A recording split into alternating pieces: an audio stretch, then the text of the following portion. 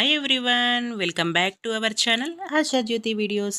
ఈ వీడియోలో నేను హెల్దీ రెసిపీ గురించి చెప్పబోతున్నాను. Very very healthy and very very tasty. ఆ హెల్దీ రెసిపీ ఏంటో మీకు అర్థమైపోయింది కదా.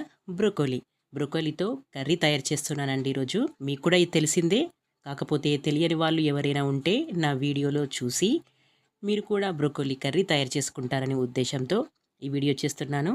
తప్పకుండా ఈ బ్రోకోలీ కర్రీ తయారు చేసుకోండి, హెల్దీగా ఉండండి. చాలా చాలా హెల్దీ అండి.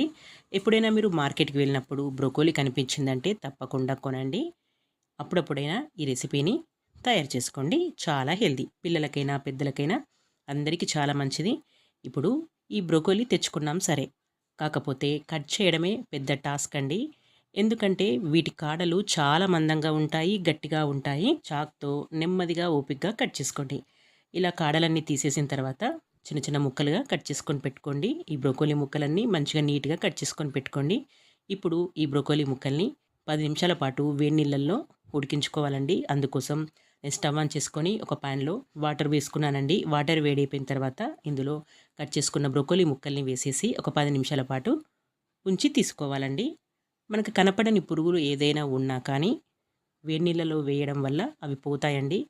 అందువల్ల మనం కాలీఫ్లవర్ కానీ బ్రోకోలీ కానీ వేడి నీళ్ళలో ఉంచి తీయాలి. తప్పకుండా ఇలా వేడి నీళ్ళలో ఉంచి తీయాలి. ఇప్పుడు ఒక 10 నిమిషాల పాటు వేడి నీళ్ళలో ఉంచిన తర్వాత ఒక స్ట్రైనర్లో వడేసుకోండి. వాటర్ అన్నీ పోతాయి. ఆ తర్వాత మనం మంచి టేస్టీగా కర్రీ తయారు చేసుకుందాం. చూడండి, ఇందులోనే కొంచెం ఉడికిపోతాయి, ఇవి హాఫ్ బాయిల్ అయిపోతాయి. ఇప్పుడు స్ట్రైనర్లో వడేసుకుందాం. చాలా సింపుల్గా తయారు చేసుకోవచ్చండి. పిల్లలు కూడా ఈజీగా తయారు చేసుకోవచ్చు.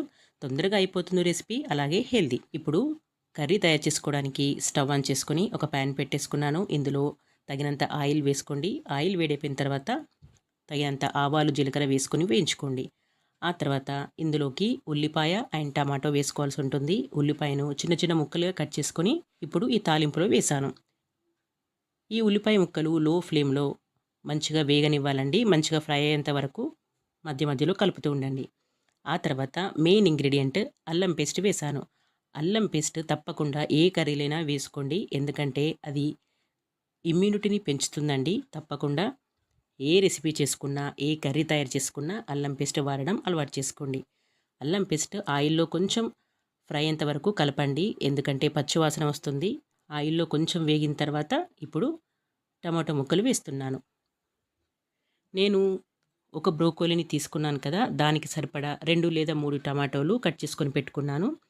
ఈ టమాటో ముక్కలు మంచిగా మగ్గేంత వరకు లో ఫ్లేమ్లో కలపండి. మంచి గ్రేవీలా తయారవుతుంది.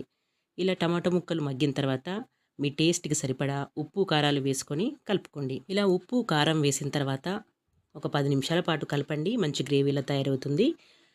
ఆ తర్వాత ఇందులో కొంచెం వాటర్ వేసుకోండి. అలాగే బ్రోకోలీ ముక్కలు కూడా ఇందులో వేసేసి కలిపేసేయండి. మంచిగా ఉడికేంత వరకు కొన్ని వాటర్ వేసేసి మగ్గిన తర్వాత స్టవ్ ఆఫ్ చేసుకోండి. అంతే, బ్రోకోలీ ముక్కలు ఉడికేంత వరకు మీరు మధ్య మధ్యలో కలుపుతూ ఉండండి. మూత పెట్టేసి తొందరగానే ఉడుకుతాయండి, ఎందుకంటే హాఫ్ బాయిల్ మనం వేడి నీళ్ళల్లో వేసినప్పుడు హాఫ్ బాయిల్ అయిపోయాయి కదా. ఇప్పుడు ఈ కర్రీలో మంచిగా మగ్గుతాయి. అంతే అండి, మగ్గిన తర్వాత స్టవ్ ఆఫ్ చేసేసుకోండి. అంతే అండి, బ్రోకోలీ కర్రీ తయారైపోయినట్టే. రైస్లోకి బాగుంటుంది, చపాతీలోకి బాగుంటుంది, దేనిలోకైనా చాలా టేస్టీగా ఉంటుంది. తప్పకుండా ఈ రెసిపీని ట్రై చేయండి. Very very healthy and very tasty. ఓకేనా? నేను చెప్పినట్టుగా ఈ రెసిపీని తయారు చేసుకోండి, చాలా టేస్టీగా ఉంటుంది. మరి టేస్ట్ ఎలా వచ్చిందో నాతో కామెంట్ బాక్స్లో షేర్ చేసుకుంటారు కదా. ఈ వీడియో కనుక మీకు నచ్చినట్లయితే తప్పకుండా లైక్ చేయండి, మీ ఫ్రెండ్స్ అండ్ ఫ్యామిలీకి షేర్ చేయండి. మరొక టేస్టీ రెసిపీతో మరొక వీడియోలో మళ్ళీ కలుద్దాం. Thank you for watching.